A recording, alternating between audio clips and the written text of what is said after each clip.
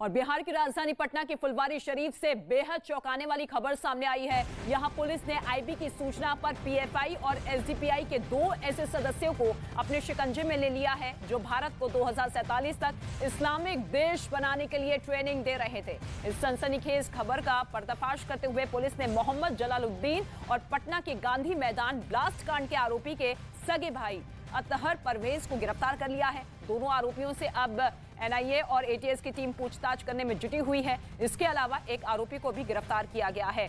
2 आरोपियों की गिरफ्तारी हुई है जो कि लगातार ट्रेनिंग दे रहे थे, मुस्लिम लोगों को उनके दिमाग में जहर भरने की कोशिश कर रहे थे। और अभी तक की पूछताछ में यह खुलासा हुआ है कि 2047 तक भारत को इस्लामिक देश बनाने की कोशिश थी और कई कैंप्स इनकी तरफ से लगाए गए थे। पीएफआई और एसडीपीआई के ये सक्रिय सदस्य हैं, दोनों जिनकी गिरफ्तारी हो चुकी है और अब पूछताछ में इनकी साजिश का बड़ा पर्दाफाश हुआ है। ये 2 तस्वीर आप देखिए, ये 2 संदिग्ध जो कि अब पुलिस के शिकंजे में आ चुके हैं और इनका प्लान ये था कि 2047 तक भारत को इस्लामिक देश बनाना है और इसी वजह से कई बैठकें भी वो करते थे और उन्हीं बैठकों में किस तरीके से अपना आतंकी एजेंडा आगे बढ़ाना है इस पर पूरा फोकस उनका रहता था।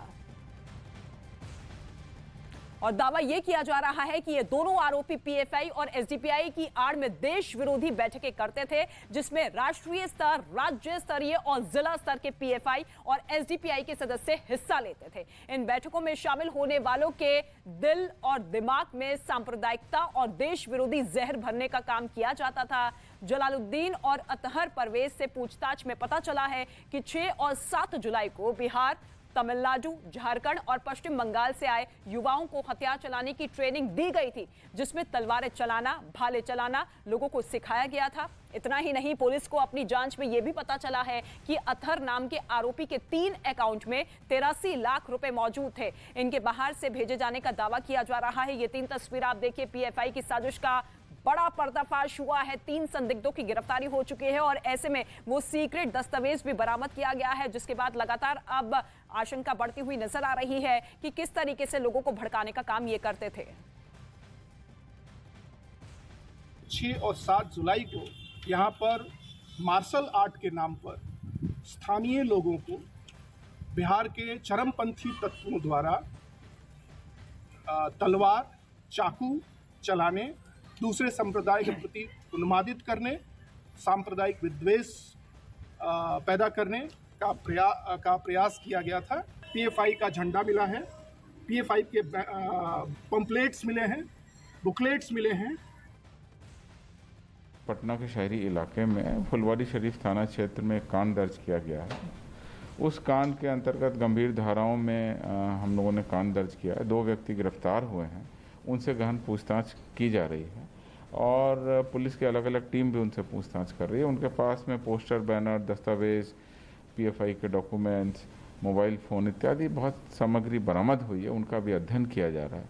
चूँकि कांड दर्ज हो गया है, वैधानिक कार्रवाई शुरू कर दी गई है, गिरफ्तारी हो गई है, तो अब पूछताछ में आगे बहुत सारी बातें आएंगी और बाकी लोगों की भी गिरफ्तारी संभव होगी।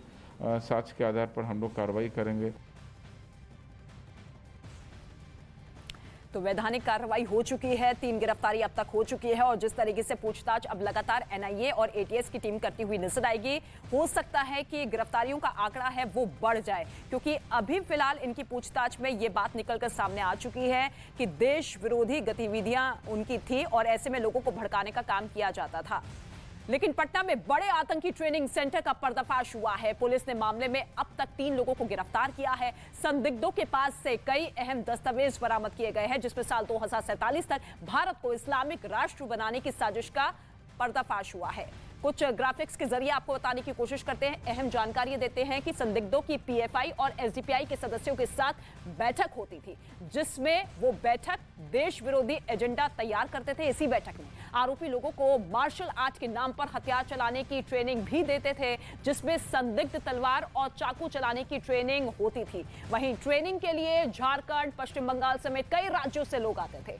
ट्रेनिंग में आए लोग पहचान छुपाकर होटल में ठहरते थे और वहीं संदिग्ध मजहब के नाम पर लोगों को भड़काने का काम करते थे, धार्मिक उन्माद और हिंसा भड़काने की ट्रेनिंग देते थे। और ये प्रमुख तौर पर 2 ट्रेनर थे जो कि लगातार मुस्लिम लोगों को भड़काने का काम करते थे हिंदुओं के खिलाफ, और ऐसे में उन्हें उकसाने की कोशिश भी की जाती थी कि किस तरीके से देश विरोधी गतिविधियों में शामिल होना है। लेकिन अब इन दोनों की गिरफ्तारी हो चुकी है, बड़ा पर्दाफाश होता हुआ नजर आ रहा है। ऐसे में बड़ा सवाल यही है कि इन 3 संदिग्धों की गिरफ्तारी के बाद अब किस तरीके से बड़ा पर्दाफाश होगा। लेकिन साजिश बहुत गहरी थी, कुछ भी हो सकता था, क्योंकि 12 जुलाई को देश के प्रधानमंत्री खुद बिहार की राजधानी में आने वाले थे। लेकिन उससे पहले ही सुरक्षा एजेंसियों को अहम कामयाबी हाथ लग गई। फुलवारी शरीफ में हुई छापेमारी में पीएफआई का झंडा भी मिला है।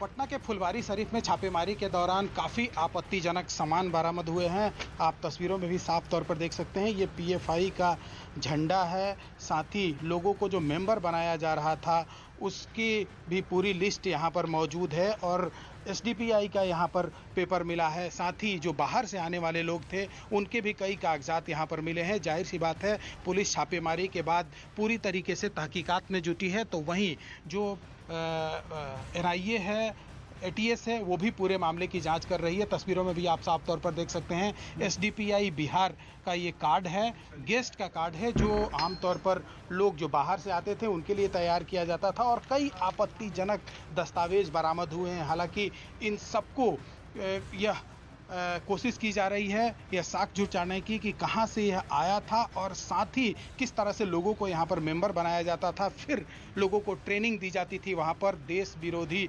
गतिविधियों के लिए। तो ऐसे में समझा जा सकता है कि जो पटना पुलिस और ख़ास तौर पर जो फुलवारी की पुलिस है वो यहाँ पर स्पेशल टीम बनाकर वहाँ पर पहुँची और फिर छापेमारी हुई, जिसमें आपत्तिजनक दस्तावेज बरामद हुए हैं। और अभी 3 लोगों की गिरफ्तारी हो चुकी है। आगे भी जांच जारी है और यह माना जा रहा है कि कई लोगों की और गिरफ्तारी हो सकती है इस पूरे मामले में।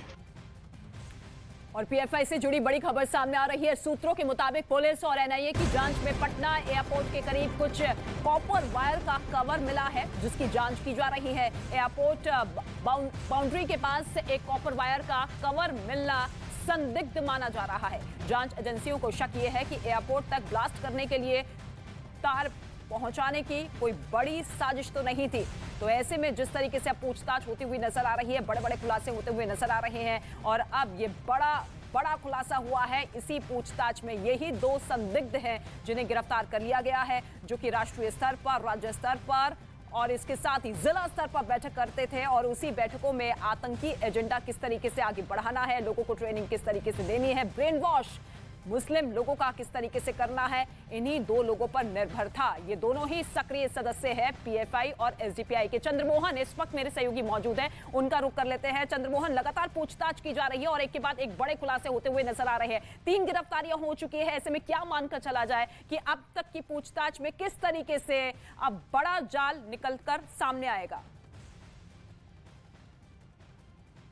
बिल्कुल, देखिए, जिन 3 लोगों की गिरफ्तारी हुई है उनसे लगातार पूछताछ की जा रही है और अब तक के पूछताछ में कई अहम खुलासे भी हो चुके हैं। कल देर रात पुलिस ने पूछताछ के बाद जिन 3 लोगों की गिरफ्तारी हुई है उसके बाद पटना एयरपोर्ट के करीब से कुछ कॉपर वायर का कवर वहां से बरामद हुआ है, जिससे पुलिस को यह शक है, जांच एजेंसियों को यह शक है कि हो सकता है कि एयरपोर्ट के बाउंड्री तक कुछ ब्लास्ट को वहां तक पहुंचाकर और फिर कोई बड़े धमाके की साजिश हो सकती है, उसकी भी तहकीकात की जा रही है। पुलिस और जो जांच एजेंसियां हैं पूरे मामले की छानबीन कर रही है। और साथ ही जो कॉपर वायर वहां से कवर जो बरामद हुआ है उसको भी पुलिस लेकर अपने साथ आई है, जो मुझे जानकारी मिली है उसके मुताबिक, और फिर उसको भी जांच के लिए भेजा जाएगा। और इन 3 लोगों से लगातार पूछताछ की जा रही है। कई ऐसी टीम बनाई गई है जो पटना और फुलवारी शरीफ के इलाके में छापेमारी कर रही है और माना जा रहा है कि शाम तक और कई लोगों की गिरफ्तारियां हो सकती है। तो ये एक बड़ा खुलासा है जो अब तक सामने आया है और इसके बाद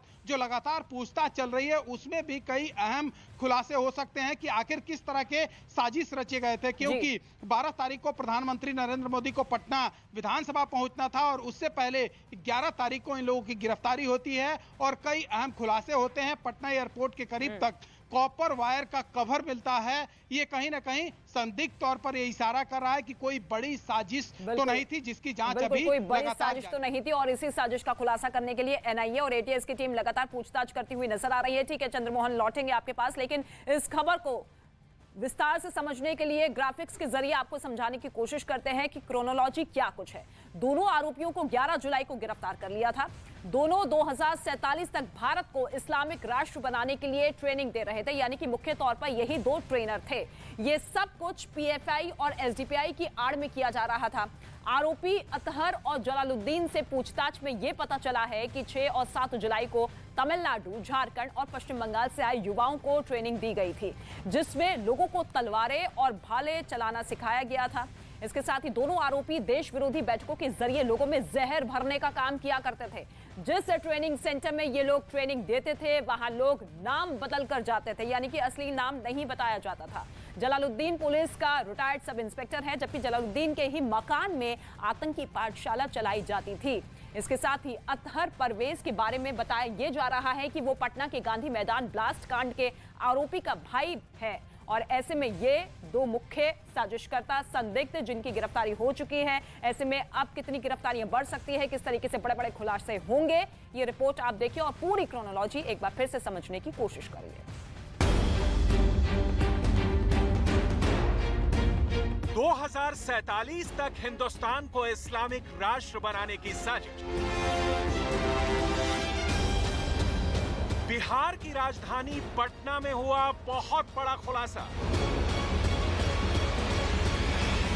मार्शल आर्ट के नाम पर हिंदुस्तान को दहलाने की साजिश।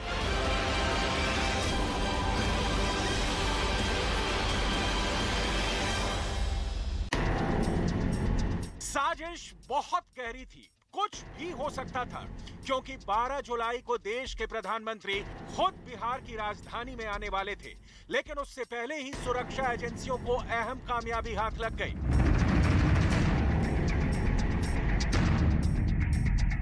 पटना के फुलवारी शरीफ में बनी इस आलीशान इमारत को देखिए। ये झारखंड पुलिस के retired sub inspector Mohammed Jalaluddin की है, और यहाँ लोगों की भीड़ इसलिए इकट्ठा हुई है क्योंकि इस बिल्डिंग के मालिक मोहम्मद जलालुद्दीन पर आरोप है कि वो 2047 तक हिंदुस्तान को एक इस्लामिक राष्ट्र बनाने का सपना देख रहा था। ऐसा हम नहीं कह रहे, ये कहना है खुद पुलिस का। 2047 में भारत को इस्लामी राष्ट्र बनाने के लिए दूसरे संप्रदाय के अगेंस्ट विद्वेष पैदा करना और दूसरे देशों जैसे टर्की और पाकिस्तान की मदद लेकर के भारत के विरुद्ध युद्ध छेड़ना जैसी बातें हैं। पुलिस के मुताबिक इस आलीशान बिल्डिंग का मालिक और झारखंड पुलिस का सेवानिवृत्त sub inspector Mohammed Jalaluddin Popular Front of India यानी पीएफआई और एसडीपीआई का सक्रिय सदस्य था। जो हमें वहां बरामद हुआ है, पीएफआई का झंडा मिला है, पीएफआई के पंपलेट्स मिले हैं, बुकलेट्स मिले हैं। मोहम्मद जलालुद्दीन अतहर परवेज नाम के इस आदमी के साथ मिलकर ऐसे लोगों पर नजर रखता था जो गरीब हों, अशिक्षित हों। उन्हें मोहम्मद जलालुद्दीन और अतहर परवेज मार्शल आर्ट के नाम पर हथियार चलाने की ट्रेनिंग देते थे, और अभी 6 और 7 जुलाई को बिहार, तमिलनाडु, झारखंड और पश्चिम बंगाल से आए ऐसे ही युवाओं को हथियार चलाने की ट्रेनिंग दी गई थी। 6 और 7 जुलाई को यहाँ पर मार्शल आर्ट के नाम पर स्थानीय लोगों को बिहार के चरमपंथी तत्वों द्वारा तलवार, चाकू चलाने, दूसरे संप्रदाय के प्रति उन्मादित करने, सांप्रदायिक विद्वेष पैदा करने का प्रयास किया गया था। 12 जुलाई को प्रधानमंत्री को पटना आना था। सुरक्षा एजेंसियां चौकन्ना थी। इस बाबत आईबी ने बिहार पुलिस को डिटेल दी और एनआईए ने बिहार पुलिस के साथ मिलकर छापेमारी की, जिसके बाद गिरफ्तारी को अंजाम दिया गया।